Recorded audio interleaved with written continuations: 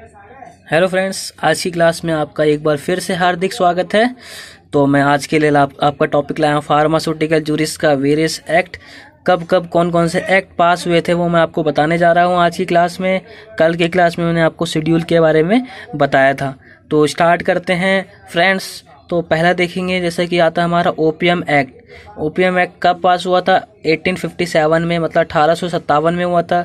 कई बार यहाँ पे 1878 भी आता है, 1878। तो कंफ्यूज मत होना, सेंट्रल गवर्नमेंट ने दोनों बार ये रूल किए थे, है ना। अमेंडमेंट वगैरह करके जो रूल आया था वो 1857 में भी आया था और 1878 में भी आया था। वो मैंने लिखा नहीं यहाँ पे, अगर कई बार आए तो कंफ्यूज मत होना आप लोग। दूसरा आता है डीडीए एक्ट यानी डेंजरस ड्रग्स एक्ट। ये आया था 1930 में आया था दोस्तों, 1930 में आया था ये रूल। उसके बाद आता है the drugs and cosmetic act. जो ड्रग एंड कॉस्मेटिक एक्ट आया था वो 1940 में आया था।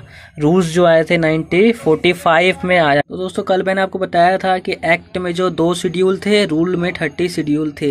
कल मैंने आपको सारा डिस्कस कर दिया था शेड्यूल के बारे में। उम्मीद करता हूँ कि आप लोगों ने शायद वो लेक्चर्स देखा हो, है ना। अगला चलते हैं दोस्तों, फार्मेसी एक्ट के बारे में बताऊंगा। 1948 में आया था ये फार्मेसी एक्ट। और पीसीआई की स्थापना जो हुई थी 1949 में हुई थी। मैं अगले में थोड़ी देर बाद वो आपको बताता हूँ। उसके बाद दोस्तों चलते हैं medicinal drugs and toilet preparation जो आई थी 1955 में आया था। इसको एक्साइज ड्यूटीज वगैरह भी कहते हैं, तो कंफ्यूज मत होना। 1955 में ये वाला रूल आया था, medicinal drugs and toilet preparation. अगला आता है दोस्तों मेडिकल टर्मिनेशन ऑफ प्रेगनेंसी का। ये आता है दोस्तों 1971 में पास हुआ था, है ना। और अगला चलते हैं नारकोटिक एंड साइकोट्रोपिक सब्सटेंसेस जो हुए थे पास, एक्ट वाला पास हुआ था 1985। 14 नवंबर को हुआ था दोस्तों, 14 नवंबर को ये वाला एक्ट पास हुआ था। उसके बाद आता है दोस्तों पॉइजन एक्ट। ये आया था 1919 में, 3 सितंबर 1990, मतलब 1919 में ये वाला एक्ट आपका आया था। इसके बाद दोस्तों अगला चलते हैं डीपीसीओ के बारे में बता देता हूँ मैं। ड्रग प्राइस कंट्रोल ऑर्डर ये पास हुआ था आपका 1995 में, 6 जनवरी को हुआ था दोस्तों। 6 जनवरी 1995 को ये वाला रूल आया था। इसके अंतर्गत दोस्तों 3 रूल थे। एक रूल था फर्स्ट शेड्यूल, एक था सेकंड शेड्यूल, तीसरा था थर्ड शेड्यूल जो गवर्नमेंट ऑफ इंडिया ने पास किया था। ये बेसिकली जो फर्स्ट शेड्यूल था उसके अंदर नेम्स लिस्ट थी एसेंशियल बल्क ड्रग की, कि कौन कौन सी ड्रग्स होती हैं बल्क ड्रग्स। दूसरा था दोस्तों approval of fixation of revision of prices of drugs. मतलब इसमें फिक्सेशन प्राइस का मतलब कोई भी ड्रग्स का कितना प्राइस फिक्स करना था, कितना रिवाइज करना था। मान लीजिए कोई टैबलेट आ रही है पैरासीटामोल की जेनरिक, है ना, 1 रुपए की 50 पैसे की, तो उस हिसाब से जो भी था वो सेकंड शेड्यूल में डाला गया था। किसके? डीपीसीओ मतलब ड्रग प्राइस कंट्रोल ऑर्डर के। दोस्तों थर्ड शेड्यूल में हमारा प्री टैक्स था, मैक्सिमम कितना रिटर्न आता है टर्नओवर का मैन्युफैक्चरर से, कितना टैक्स रिटर्न आता है वापस, उसमें ये बताया था थर्ड शेड्यूल के बारे में। तो दोस्तों ये आपके सारे ईयर मैंने बता दिए हैं, ड्रग्स के कौन कौन से ईयर थे, कब पास हुआ था ये रूल। अगला चलते हैं हम लोग, मैं थोड़े से पीसीआई के बारे में आपको मेंबर के बारे में बता देता हूँ।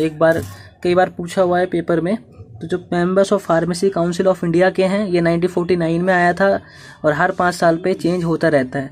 तो इसमें 3 टाइप के मेंबर होते हैं, elected members, nominated members, ex officio members. तो दोस्तों इलेक्टेड मेंबर्स में 3 आते हैं।